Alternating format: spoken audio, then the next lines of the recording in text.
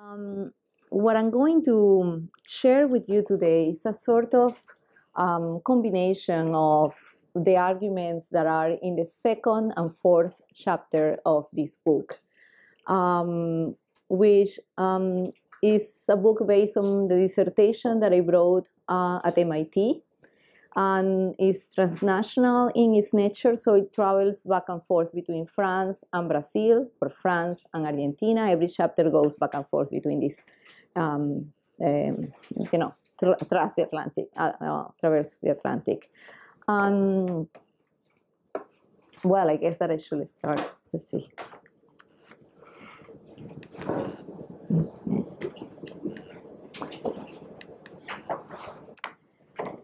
At the first Brazilian Congress of Eugenics in July of 1929, the physician and anthropologist Edgar Roquete Pinto addressed an audience preoccupied with the question of how a country as vast as Brazil could best increase and improve its population. To accomplish this, Roquete Pinto proposed a new science or pseudoscience called eugenia, that together with medicine and hygiene would guarantee the efficiency and perfection of the race.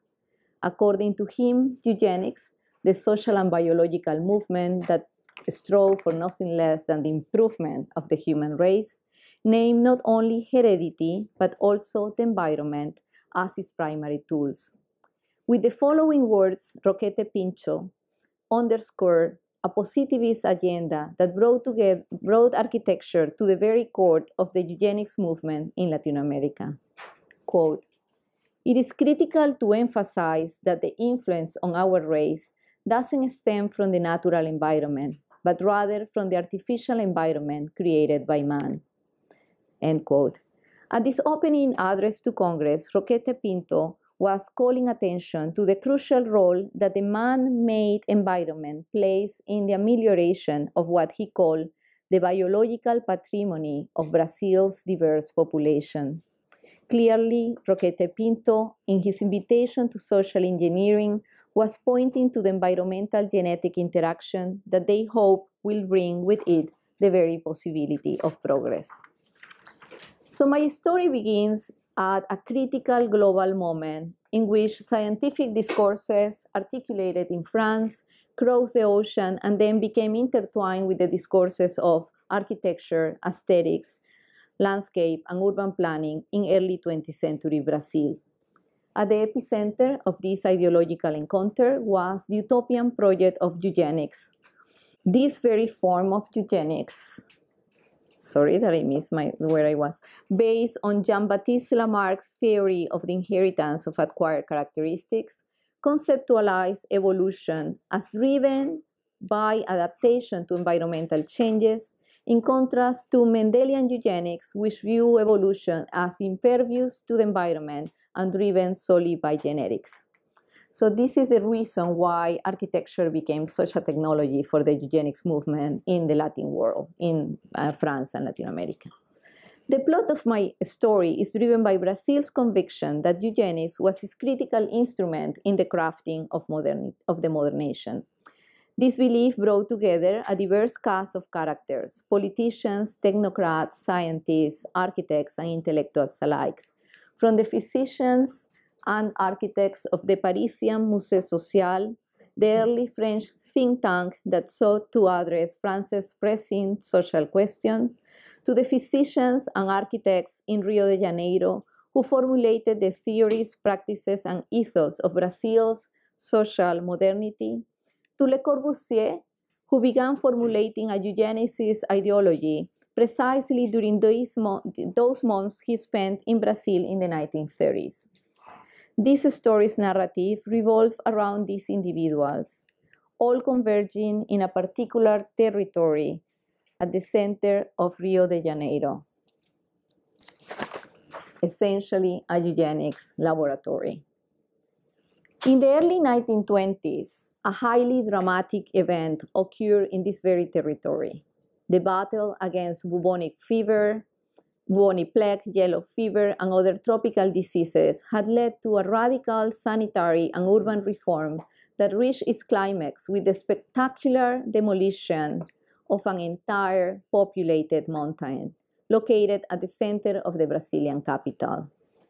The idea of eliminating the mountain was not new. As far as 1798, a medical report had argued for the mountain's demolition, since, according to the author, it acted as an enormous barrier that blocked the circulation of air from the sea and consequently facilitated the proliferation of diseases. But it was not until the 1920s that aesthetics and moral reasons were added to sanitary ones that the mountain became the very negation of modernity itself, a reservoir of vice and diseases, a place of a marginal population, mostly poor, blacks, prostitutes, and former slaves, who, according to the elites, invaded the center of the city, quote, with their embarrassing practices of superstition and misery, end quote. At that time, medicine became the principal tool used by the elites to study and then reconfigure their national populations. It was only at this point when hygiene, until then understood as personal or environmental, became social hygiene, an economic science concerned with the outputs of human capital, both production and reproduction, that the demolition of the Morro do Castelo was possible.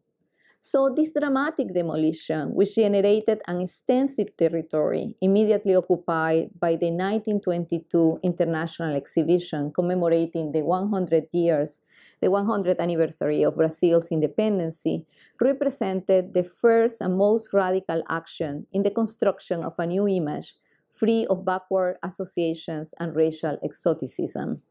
In other words, the exhibition was conceived as a self-portrait of a modern nation, a nation that undertook a self-remaking process not only of its milieu, but of its population. Promoting itself as a tabula rasa, the exhibition represented a literal triumph over the territory, a territory now cleansed of its history and unwanted inhabitants. Its more than 500-page catalog is striking in its complete elimination of all traces of the African and indigenous component of the Brazilian culture. With the exception of one article briefly mentioning the abolition of slavery, the catalog presents Brazil as a white country. An examination of its images provides an excellent demonstration of a new alliance between beauty, health, tropicality, and modernization that the Brazilian elite adopted to represent themselves and their new nation. As you can see, in most publicity materials, white men, women, and children of classic Greco-Roman appearance, wearing red or white robes and crowns, were arranged against a transplanted European-looking hill and gardens to frame the architecture and machinery of modern factories. Just as human beings were portrayed as icons of the ideal, so too were natural monuments, released from their tropical fatality, politicized as new icons of collective identity, and moralized as elements of transformation directly linked to the reimagining of the body. In several advertisements, the catalog exalted the natural monuments of Rio de Janeiro, particularly those human-made or human-dominated. In fact, an advertisement for a medication portrays the Pão de Açúcar as one of the 7 wonders of the world. It also celebrates the Corcovado, the extraordinary mountain at the center of the Tijuca forest, the world's largest human-made urban rainforest, which will be crowned a few years later with a monumental 40-meter-tall statue of Christ the Redeemer. Raising the Morro do Castelo while transforming 2 other mountains within the city into sites of pure aesthetic pleasure, tropical nature, now monumentalized, is portrayed precisely as a site of the interplay between the body, labor, and technology. But the exhibition not only represented a triumph over nature, but a triumph over the generation. In fact, the first Brazilian Congress for the Protection of Infants, an essential part of the exhibition, was at the core of Brazil's transformation of puericulture, the French faith-based science, into a neo-Lamarckian form of eugenics, revealing the influence of French medicine on Brazilian medical circles. The debates in Congress focus on the importance of puericulture, the term that Adolphe Pinard, the French physician and member of the Parisian Musée Social, revitalized as a human analog of agriculture for the scientific cultivation of the modern child unit. Echoing Pinard, Brazilian physicians were convinced that because of puericulture, a child was the result of two forces in equilibrium, heredity and milieu, and that consequently puericulture was one of the most accessible ways of conserving and perfecting the human species while whitening the population. So just as the catalog was overrun by Hellenic-looking people, the demolished mountain's footprint was suddenly overrun by neo-colonial pavilions, and even by a splendid hydroplane port built to provide a glorious entrance to the capital city. The adoption of neocolonial architecture was followed a few years later by an invitation to French Beaux-Arts architect and member of the Musée Social, Donat Alfred Agache, to formulate an urban plan in the language the elites had identified as their own. Curiously, the neocolonial and Beaux-Arts styles were interchangeable as representation of the visual ideology of the country, and Agache's invitation suggests an interesting complicity between science and aesthetics in the practices of physicians and architects. Agache's proponents in Brazil were physicians supporting the neo-Lamarckian ideas proclaimed at the Musée Social, where both Pinard and Agache were active members. Of course, the elites were not an homogeneous group, but they seemed to agree on the image they wanted for their cities. Even Mario de Andrade, one of the main protagonists of the Semana de Arte Moderna, who celebrated Brazilian identity as a mixture of the foreign, the indigenous, and the African, and Lucio Costa, the famous architects who will later develop supermodern Brasilia, the capital exilio of Brazil, were open supporters of José Mariano Filho, the Brazilian physician who became the most vehement promoter of neocolonial architecture and also the main advocate for the appointment of Agache to develop the urban master plan for the Morro do Castelo Esplanade. In 1928, in a series of articles, Andrade in fact celebrated the role of architects working for the normalization of the neocolonial as a Brazilian national style.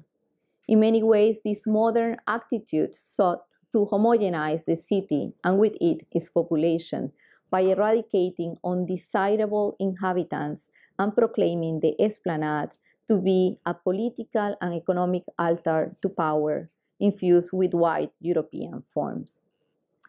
It was not a coincidence that all these, the demolition of the mountain, the elimination of Rio de Janeiro's original urban nucleus, the displacement of its poor residents, and the construction of the exhibition pavilions was executed almost simultaneously with the new policies and mandates, such as the white-only decree of 1921, which literally prohibited the immigration of blacks to Brazil. Nevertheless,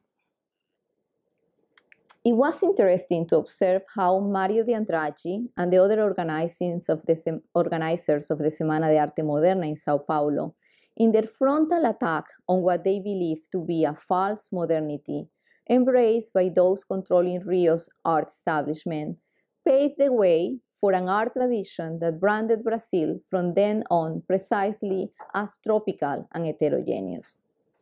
These three well-known paintings by Brazilian artist Tarsila do Amaral, who is right now, there is a big exhibition right now at the MoMA, very problematic, no considerations whatsoever about any of these racial and gender implications, but it's good to go to see it precisely because of that, brought to center stage two elements associated with backwardness: primitive, untamed nature, and those people who the elites wanted to overlook indigenous and blacks.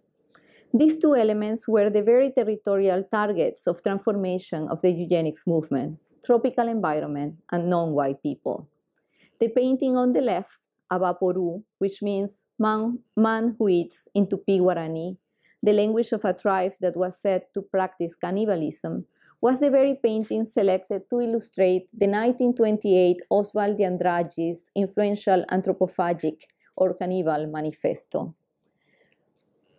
By adopting a metaphor for cannibalism and thus implying the need to eat the enemy to appropriate his best qualities, Andrade championed Brazil's digestion of European culture, metabolized now into something original, truly Brazilian.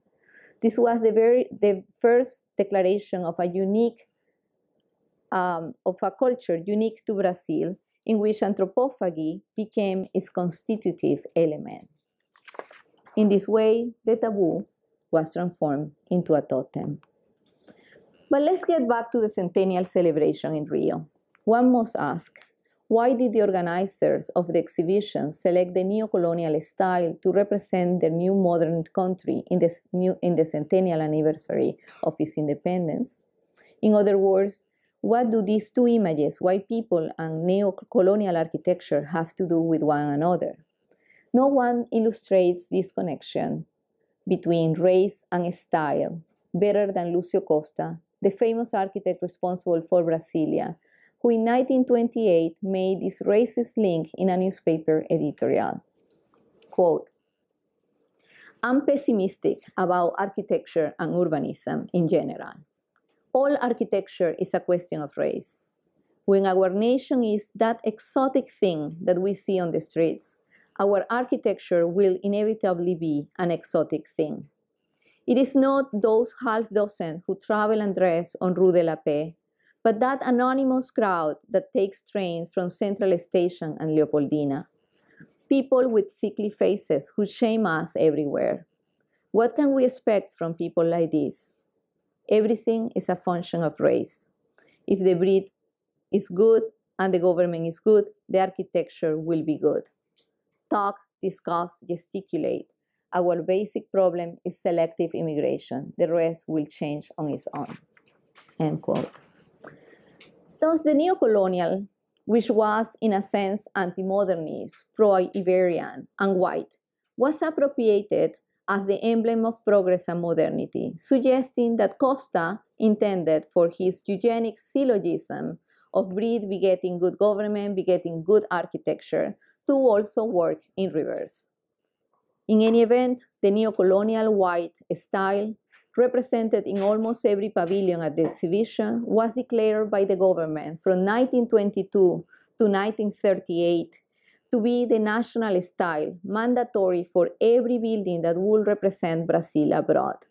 Perhaps this need to represent modern Brazil as homogeneous white society was behind the omission of race as a demographic factor in every national census from 1890 to 1940. This omission was not the result of a need to promote a race-neutral society, but of a fantasy of a much-desired white Brazil. And I wanted to finish this section before I go to my ending part with this diagram that was also presented by Roque Pinto in the first Brazilian Congress of Eugenics. It forecasts a country with 0 Negro by 2012. And at the time, it irritated everyone, but not because of its ideology, but because of the opposite, of how long it will take to achieve a white Brazil. Thus, Brazil became a laboratory where the built environment was used as an object of racial transformation. In Rio, from the demolition of the Morro do Castelo to the use of neocolonial style as a symbol of a white Brazil, architecture became a eugenic technology. In this context, it is very significant that Le Corbusier's working sketch for the series of lectures that he will deliver in Rio during the summer of 1936 placed the image of a simple man in a horizontal position at the base of his notes.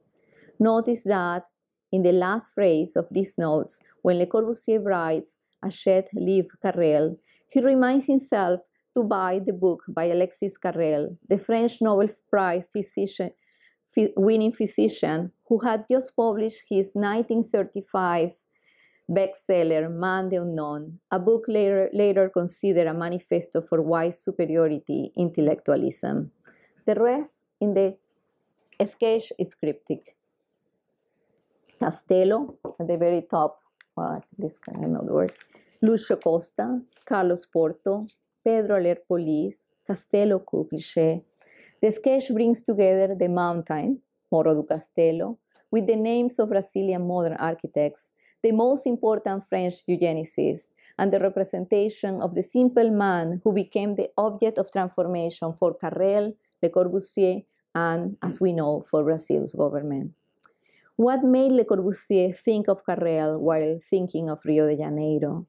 Was Carrel's theory of the salvation of the white race at the core of Le Corbusier's ideas on landscape, urban planning, and architecture? It is not a mere coincidence that Castello, the greatest eugenics laboratory in Latin America, is the first word that appears on the cardboard. It was the pulverized mountain from which hundreds of inhabitants were displaced. It was the esplanade that remained after the devastation that became the stage for the 1922 exhibition and its image of white Brazil. It was also the name of the epicenter of a gaseous urban plan intended to cleanse the city of diseases and undesirables, where he also visualized a tropical land cultivated and healed for the enjoyment of white people, as he said himself. And finally, it was also the name of the new building for the Ministry of Health and Education, the institution that will be in charge of developing and enforcing Brazil's eugenics policies for Getúlio Vargas's new authoritarian regime. The building for which Lucio Costa was chosen as the leader of the design team and for which Le Corbusier just happened to be invited as a design consultant, will be located on this very site where the Castello mountain once stood. In fact, the association between Carrel and the built environment will become the trigger point for much of Le Corbusier's thinking over the next several years. But it was in Rio during the summer of 1936 that Le Corbusier clearly aligned himself with Carrel's ideas. Evoking Carrel's eugenics book, Le Corbusier commented to his audience, Plon, the editor who published my book on North America, celebrates the success of his latest book, Man the Unknown, by Dr. Carrel. Write, he told me, a book that will be an echo of that one. I will do it with pleasure. The Man and His Shell, end of quote, end quote. This appears to be the very first time that Le Corbusier made public reference to Carrel and his work.